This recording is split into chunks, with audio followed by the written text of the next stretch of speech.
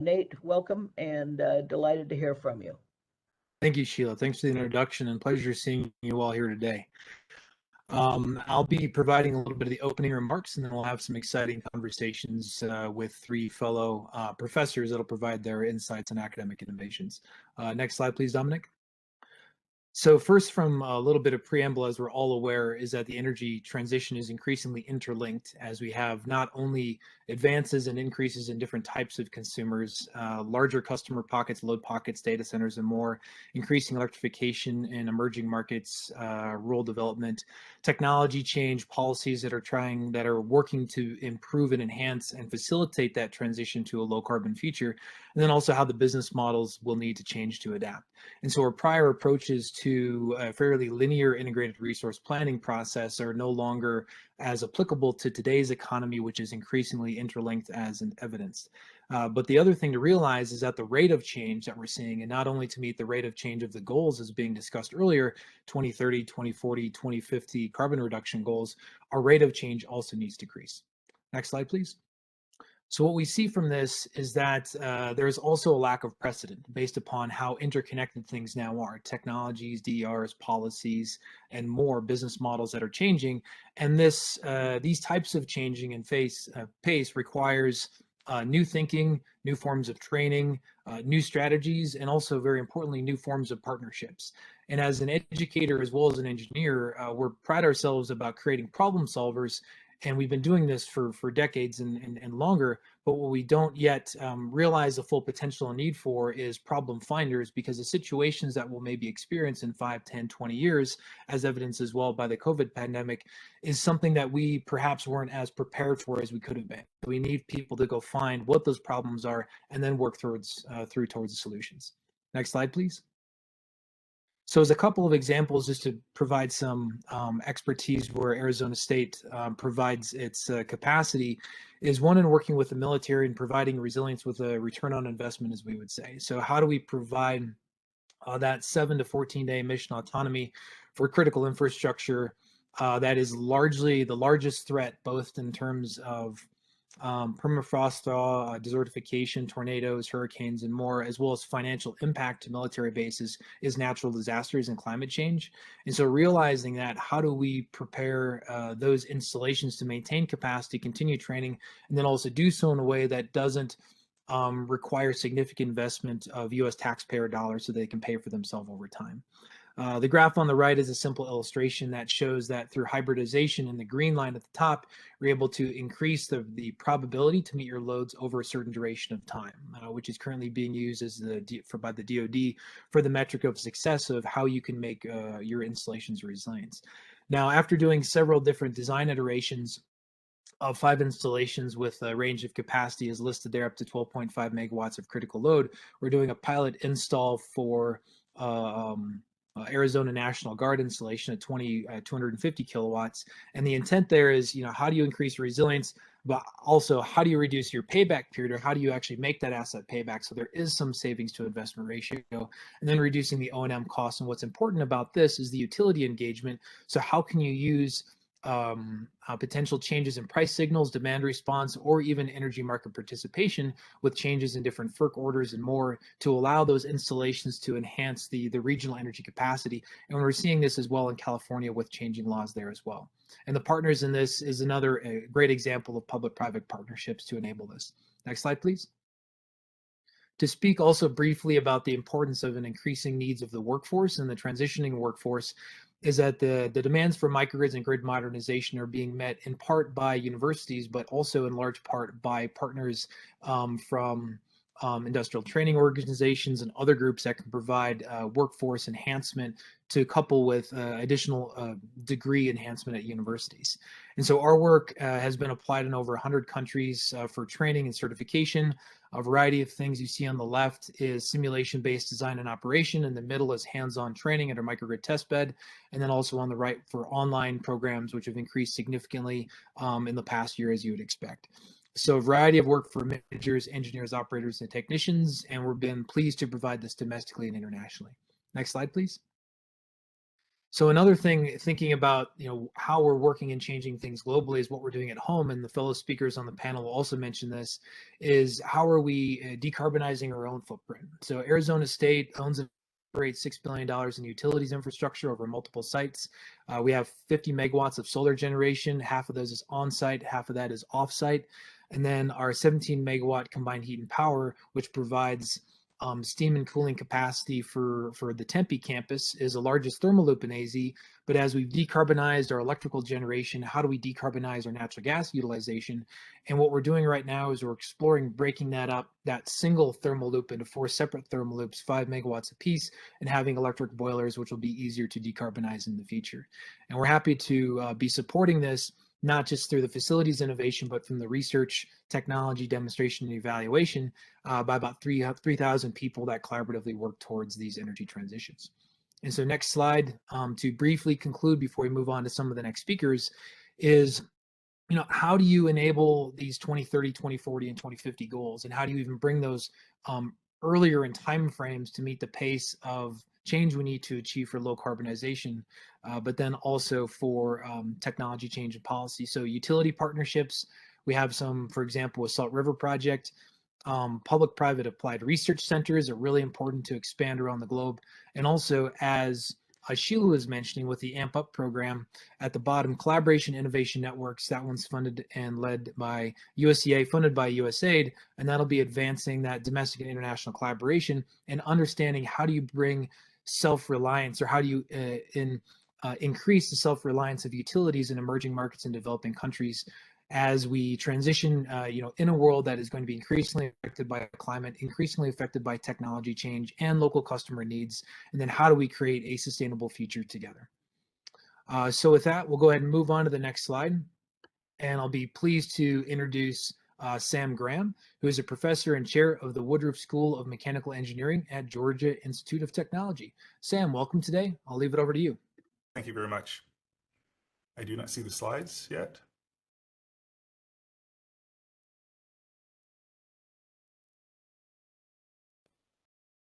Okay. Just one moment while they get brought up. All right, here we go.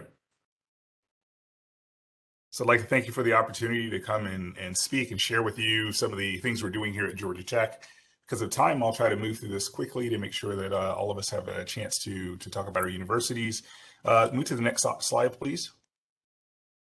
So I'd like to, first of all, say that at Georgia Tech, we're really centralized in terms of our research with the Strategic Energy Institute, which is led by Professor Tim Lewin, who's shown here in the upper right. It was established in 2004, and it's really a platform for our R&D activities around energy that includes basic science all the way through translation, with over 300 faculty and 1,000 researchers, and roughly about $120 million a year in R&D funding. One of the nice things is that there's a lot of public-private partnerships and a lot of work with OEMs and utilities. We believe in working with the broad public in order to try to solve energy problems. And you can go to the SEI website if you would like to see more. Next slide. The aspects of our approach is with being in a university, number one is education of our students, and then looking at things like technology transfer, funding opportunities to help with the innovations. Also really big on sustainability and using our infrastructure here on the university site to really have living laboratories, so that way we can test out technologies within our environment, which is in a metro region, actually in downtown Atlanta, so we can actually get the urban environment and other activities that we can really test out various technologies. Really looking at investing in infrastructure with research facilities, our talent pool, that's recruiting, and then bringing in a lot of the energy policy as we begin to develop our technologies. And so I'd like to sort of just share that's sort of the ecosystem that we have under SEI. And again, I'm going to highlight a few of the things that we're doing. I won't be able to go into these in full detail. Next. So when you look at the way that we're approaching the research with energy, there's some clusters of energy innovation which rely on basic science and development of materials. I'll talk a little bit about that today. Renewable generation, storage, I'll talk about storage. Microgrids, we're really big on the future of electrification and decarbonization. there's still some aspects of combustion, because there we're looking at hydrogen and other fuels, low carbon emission fuels. And then aspects that we're looking at in terms of energy access, efficiency, the impact on environment, as well as health. And so when you look at a few of these clusters, we have energy and information age, where we're really looking at how does the ability to have IoT, data, cybersecurity, how does that impact the way that we deploy, use, and make decisions about energy? And then looking at energy in a carbon constrained world, where we're really looking at CO2 emissions, renewables, what is the impact on the environment and climate? And then, as I said before, aspects of access to energy and the way that we utilize energy, how does that all reach out all the way to aspects of public health? And so we're beginning some new activities along those lines at Georgia Tech. Next. And so what I want to do is dive a little bit into at least one of those tracks that I won't be able to cover everything. And this is really the aspect of electrification. Part of this I have quite a bit of my research in, but also there's a broad aspect of this on campus. There are 4 major centers that are really looking at things like microgrids and power electronics. And so everything from distributed energy centers, looking at high voltage, semiconductors, all the way up to grid level research with our NETRAC facility here at Georgia Tech. And as I said before, we use our campus as a living lab, and one of our buildings called the CODA building, which is dedicated towards data sciences. We actually have instrumented that building with various sensors. We can use that as a living lab with a microgrid that is done with Southern Company here in the state of Georgia. And we can actually use this to test the integration of various power generation sources, various loads, use that to develop data analytics and machine learning strategies for energy control. We also can test aspects of cybersecurity and smart building and infrastructure concepts. And so these are the things that come together where we have this building that's dedicated to looking at basically information and data analytics, but we're actually using this as a test laboratory with a company here in Atlanta. Next. Also diving into aspects of electrification, another big aspect that we're looking at are power electronics. And this is along with our partners such as Office of Naval Research, Department of Energy, as well as NREL.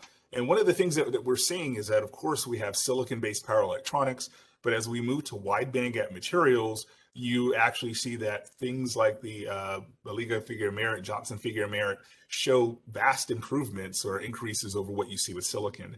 And so these, some of these technologies such as gallium nitride and beta gallium oxide are in early stages, but we are looking at the development of these materials. How do you manufacture these materials at scale? Also looking at things like the thermal management and packaging integration, where CFD and machine learning design optimization tools can come into play so that way you can make very compact and integrated structures, especially as we start moving into inverters integrated with electric motors that could then be used for not only transportation, but driving industrial systems for decarbonization. Next. And so again, moving along these lines, after we've done a lot with the materials and looking at semiconductors, we're looking at specifically transportation. This is a dive, not looking at air transportation, but now vehicles, where vehicle grid convergent studies are necessary. And in one case, we're looking at the integration of renewables onto the grid and how you might use that for charging electric vehicles. You want to look at gaps that might exist in terms of the availability, the capacity. You also want to look at the impact on CO2 emissions, and you want to maximize the ability of renewables to meet that charging need. In the next case below, what we're looking at specifically here is the dynamic grid environment really in congested areas. So these are in urban areas, and how you might look at the distribution of energy resources specifically for congested areas. And then the final one as a topic that's ongoing is looking at things like what happens if you now have to evacuate an area. We've just had a hurricane come through with Ida. So if you now have a large fraction of your vehicles that are electric, how can that infrastructure actually hold up during, say, an evacuation event? So this covers the gamut in terms of looking at grid vehicle convergence for the future of the energy needs for transportation. Next. And another big area that we're looking into, and I'll end with this, is that we're looking at storage. And so A couple of aspects that we have here, again, another 5 major centers that are looking at storage. The big areas, of course, are batteries. We have a major startup that has come out of Georgia Tech, Sila Nanotechnologies. It's a $3.3 billion valuated company. They just made an announcement yesterday with some first products coming out with silicon electrodes. But we're also not only working on lithium-ion batteries, but we're looking at thermal storage. And so this is the development of phase change materials, where we're doing a lot of graphite-enhanced phase change materials. What I'm showing up top are PCM materials made with paraffin wax and graphite. But we're also looking at cost structures where you may want to use salt hydrates, which have high volumetric energy densities as well as lower cost. And so there's a lot that's going on here with models, development of materials, and development of manufacturing techniques to make actually large scale thermal batteries that can actually support HVAC cooling. We've actually demonstrated this with some of our materials. And so this is work that's being done with Oak Ridge National Labs and other partners. Next. So what I would really like to do is thank you for the opportunity. Hopefully you've seen that the aspects of manufacturing, materials development, and other things have come together to really help us push forward the way we're looking at energy. Thank you. Perfect, Sam. Thank you for that. I'll be back in a few moments with some questions. Next up is Ted Kury, who is the Director of Energy Studies at the Public Utility Research Center at the University of Florida. Ted, over to you. Thank you, Nate. And I want to thank Sheila, Dominic, Kim, everybody at USEA for the opportunity to join all of you today. As Nate and Sam have already pointed out, large universities are energy hogs. And as these large universities are asking questions about the implications for their community on their size and the resources they consume, they're starting to take a longer look at the services they provide for faculty, for students, and figure out what are the implications for changing the way we provide those services. And how does that change the impact that we have on our communities? And the questions they're asking, the answers they're getting, have implications for any institution that has these type of questions. Next slide, please, Dominic. So a little bit of background on PURC. For those of you who are not familiar with our organization, we're a soft money center at the University of Florida, engaged primarily in education of utility regulators and utility operators around the world, but mostly in Latin America and the Caribbean, Sub-Saharan Africa, South Asia, East Asia, and the Pacific Islands. Next slide, please. We also maintain, with the cooperation of PPIAF, the World Bank, Norwegian Trust, the body of knowledge on infrastructure regulation. Next slide, please. So, as I started out saying, universities are huge energy hogs. Peak demands of 60, 65 megawatts. Here at the University of Florida, our peak demand is 70 to 75 megawatts, depending on the year. That's more than a lot of islands in the Caribbean, a lot of islands in the Pacific. It's more than some countries in Sub-Saharan Africa. It's a huge energy footprint. And as more universities are implementing what they call climate action plans, they're looking at ways that they can change this footprint while still providing services to their students and their faculty. Next slide, please. And one of the implications of the COVID pandemic from the university perspective is changing the way that universities perceive the services that they're offering. So I think what we're all learning is that the services we provide are a lot more nuanced than we thought in the past. We got in the pattern of research on campus, live classes, certainly an amount of field research, but now we're starting to see a lot more variety in those products. You're seeing live classes offered. You're seeing synchronous and asynchronous online opportunities for students. You're seeing flexible environments where some students are meeting live in the class while simultaneously others are tuning in online.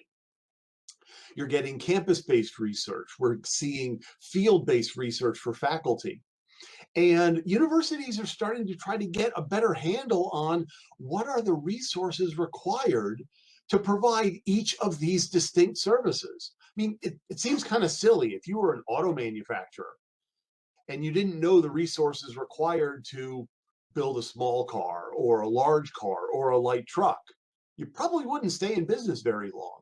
The universities, by the nature of their model, have been able to kind of get by and adapt. But when you take the impacts of the COVID pandemic, along with this greater need to understand the implications of the way they provide their services, all of a sudden that knowledge becomes necessary for the universities. Next slide, please. So when we look at these resources, what are we requiring? What are we required when it comes to lighting, when it comes to climate control for the buildings, when it comes to bringing our students and our faculty to campuses? You know, how much energy is expended in commuting, or alternatively, how much is avoided if students are being educated remotely? And how do our resource requirements change when this mode changes? Next slide, please. So a quick example of something that we've learned here at UF as we're going through this climate process. We, like a lot of universities, maintain a natural gas-fired cogeneration plant on campus. And the electricity is almost a secondary product for this facility. Mostly what we utilize is the steam. Now, we have a medical campus, quite a large hospital on campus, so a bit of that steam goes to sterilization in the hospital. But most of it goes to building climate control, specifically terminal air reheating. Now, as Nate pointed out in his opening remarks, when we're looking at this question of, well, do we have to rely on fossil fuels for this electricity, for this steam? Nate already mentioned that there are alternative technologies to producing the steam. But the question is, are these technologies producing the steam at the pressure that we are set up for, that the existing infrastructure is designed to handle, that our existing needs for the buildings are designed to handle? So if you change the technology at which you're by which you're providing the steam, does that require enhancements to your existing infrastructure in order to account for different pressures? Have your steam needs changed in the buildings because you may have fewer students in class, more research that's being conducted in the field? And what are all of these trade-offs?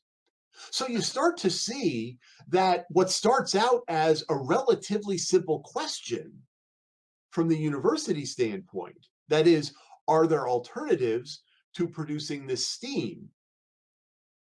It leads to other questions. I mean, you get some answers, yes, but you start asking better questions. You start asking more granular questions. And this extends to other applications. So a quick example is, what if we put, what if we generate more electricity from solar panels on the roofs of buildings? Well, what do the roofs of the buildings look like? Some buildings have very complicated roof structures, vent hoods from labs or vent hoods from classrooms and the like. May not be conducive to a solar installation. So we start to see that when we start asking these questions, we're getting some answers, but we're also getting better questions. And I think this is an important perspective for other institutions that are going through similar processes. What we're finding is that there aren't necessarily easy answers. We're better able to define a path. I really like Nate's analogy of, what is the problem here? The map on the right that showed, different paths and different destinations, different starting points. I think that's a great analogy for this. You're starting to better define the path that we're going to follow. But I think that the end result is that universities are going to be able to change, to adapt the impact they have on the environment around them, And I think it's only going to improve the way that they offer services to not only students, but to their faculty. So thank you all very much for your time. I look forward to our discussion on the topic. Excellent. Brilliant job, Ted. Thank you. We'll have some follow-up questions for climate action plans here in a few moments. Before our last speaker, Tom Richard, if you'd please come on board as a professor and director of Institutes of Energy and the Environment at Penn State University. Tom, I'll pass it over to you. Thanks, Nate. And I'd also like to thank Sheila and Kim, Dominic, and the whole USEA team for hosting this event and for many years of great collaboration and leadership. I'll be talking about our Energy University initiative and some of the activities that we have going on at Penn State. You can go to the next slide. I wanted to sort of start out by just mentioning that one of those activities is our annual Energy Days event, which we have in May. And this last year, we did dedicate that to Barry Worthington and really memory of all the great contributions he's made through USEA to our whole nation and the world. About 5 years ago, our president, Eric Barron, came back to Penn State, and he'd had this concept for actually more than a decade of really thinking about a university as a whole of university energy program. And as president, he was able to make that happen in ways that he hadn't succeeded earlier.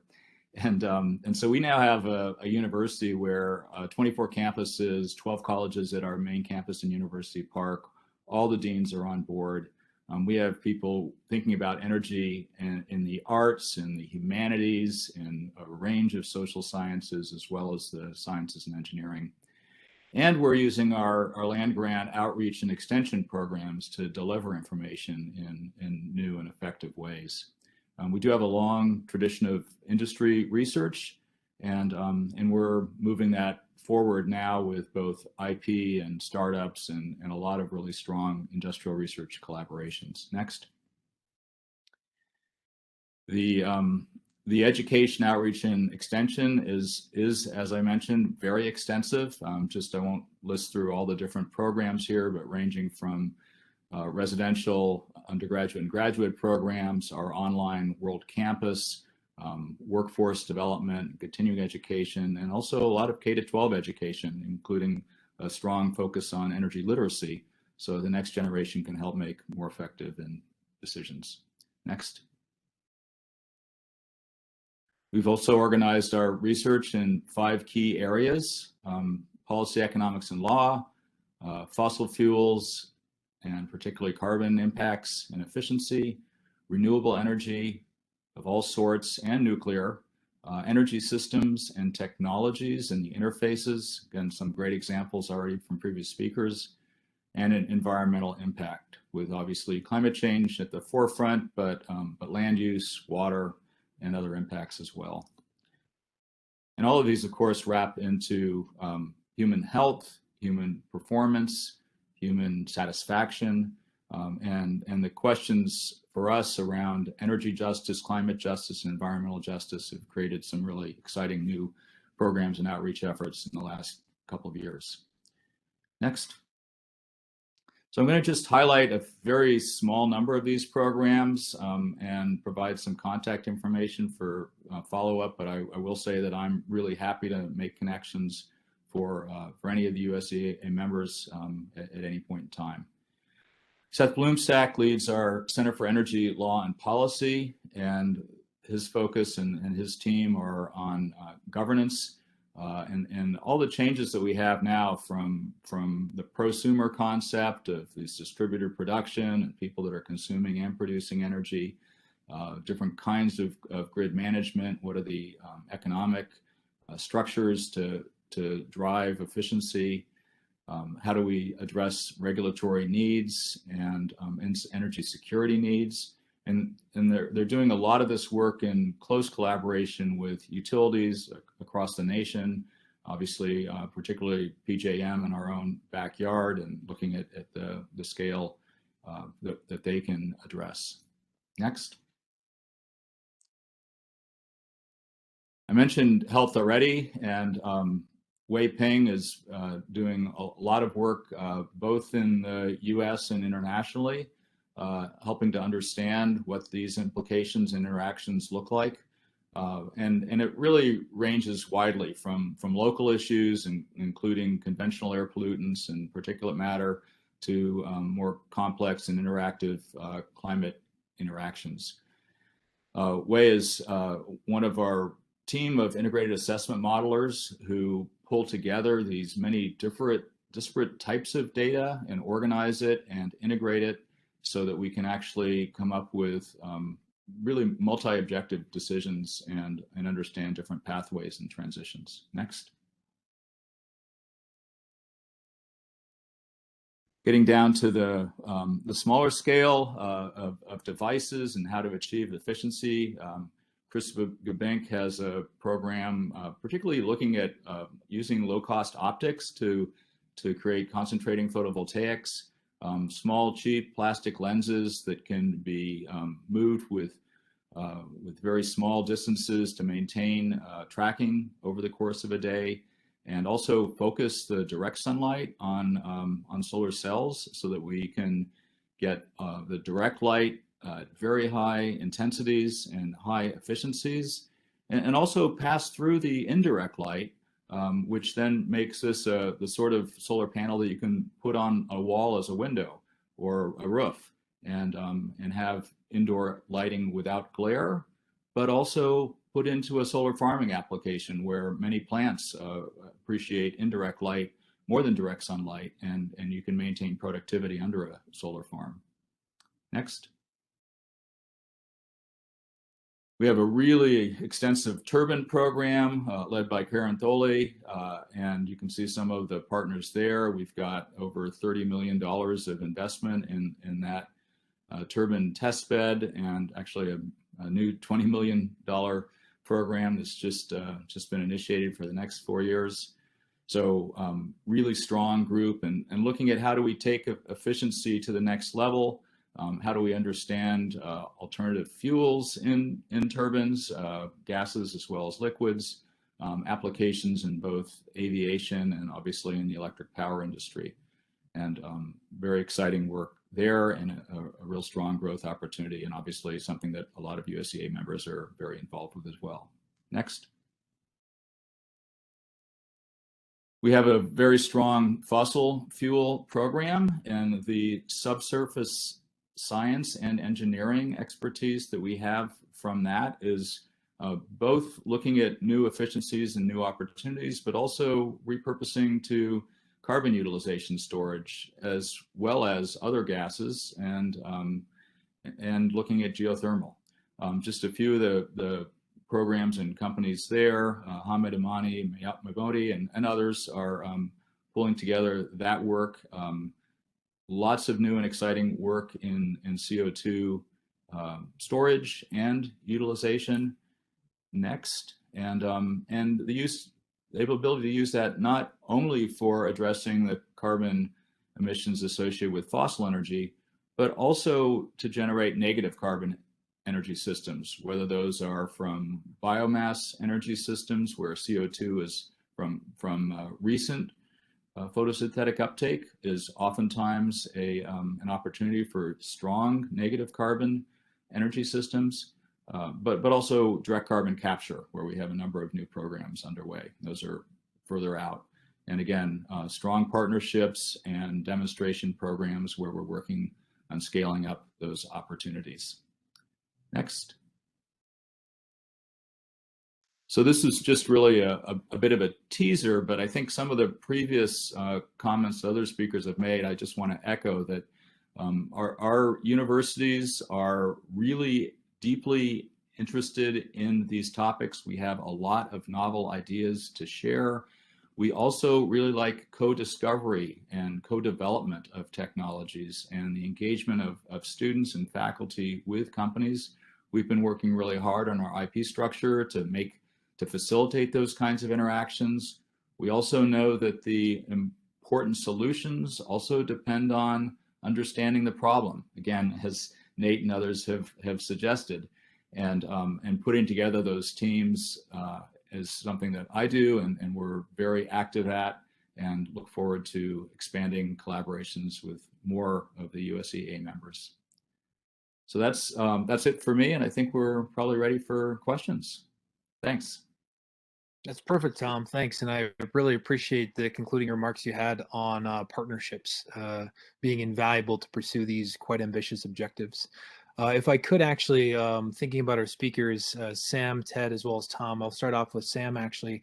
I appreciated the format of what you're doing for your energy innovations being clustered around three areas: energy and information. There was a carbon constrained world, and then there was also public health. The latter two of those, of course, have climate change has quite a direct effect on in terms of the carbon constrained world and public health. Can you talk a little bit about how consumer sentiments or public policy changes related to climate change are affecting the types of programs you do, technical innovations, and partnership network in those areas? Well, I think the public policy piece is very important because it helps to guide in terms of the adoption of technologies. It helps to with the translation of the technologies into society, and so it's very important to have upfront the ideas of the constraints or the enabling aspects of public policy. I shouldn't say the constraints in a bad way. It's just the natural reality, so that the engineers and the scientists understand some of those boundary conditions as you begin to develop things. Manufacturing, understanding waste, understanding the impact on the environment and what you may be able to do and to mitigate those things. And so I think it's very important to have that built in upfront and not as here's a problem, now go try to fix this with policy at the end. Copy that. Good remark, Sam. Similar to that, a question for Ted is, indicating the focus for institutions and, realizing that institutions and other large campus scale operations, military bases and similar, are large energy unit users and have a focus and desire for creating climate action plans to reduce carbon or reduce the impact of climate change on their operations.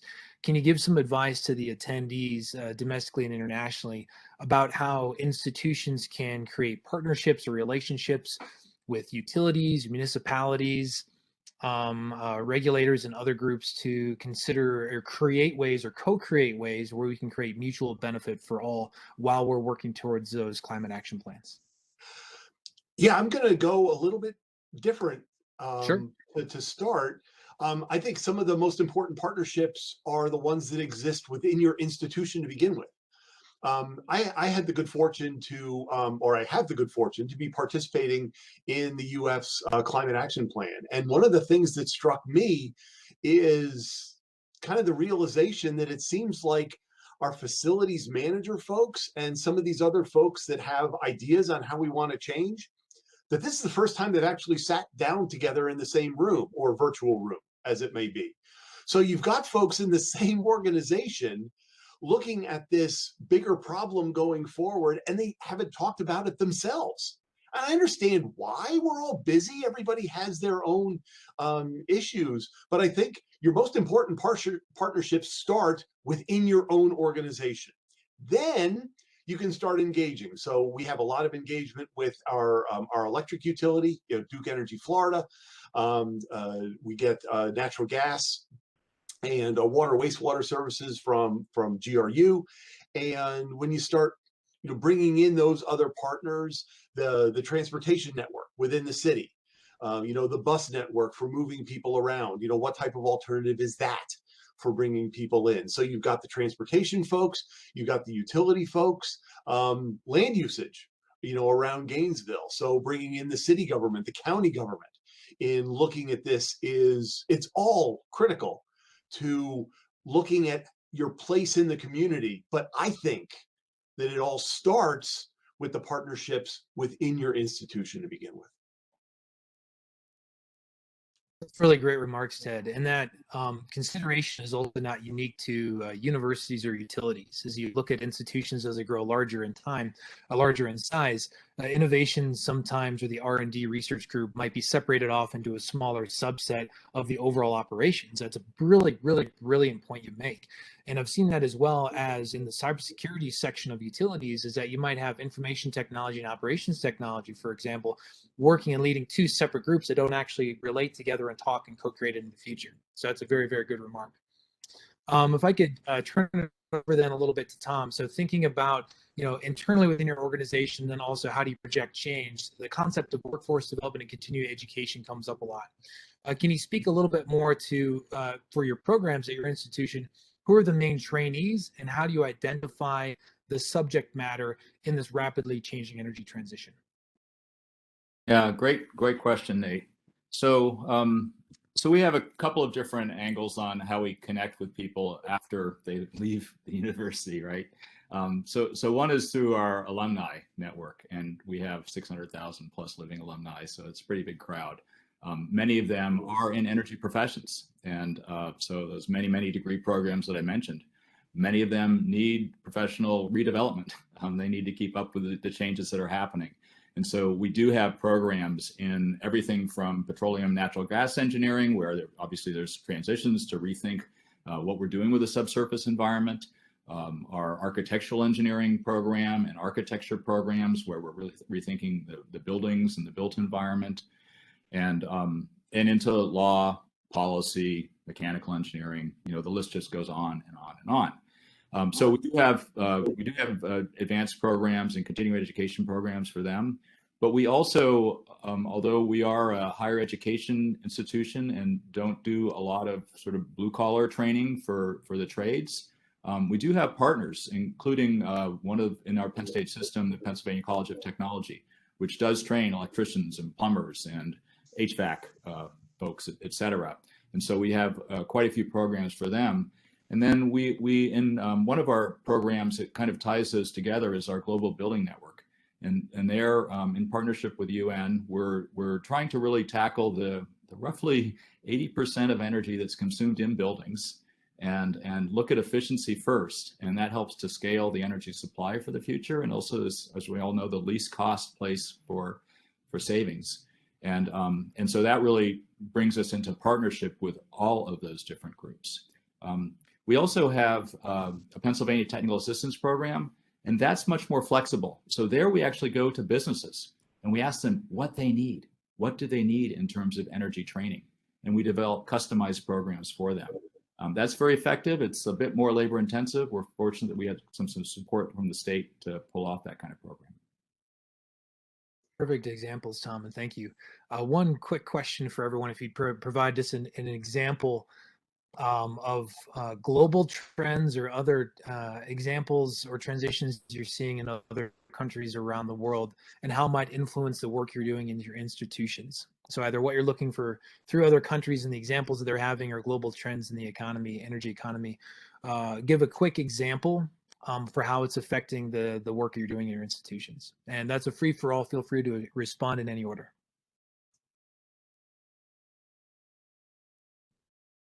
So I'll just double down on the building space. I mean, I think there's some phenomenal work going on, particularly in Europe, but also in pockets elsewhere in the world, in Southeast Asia, in Canada,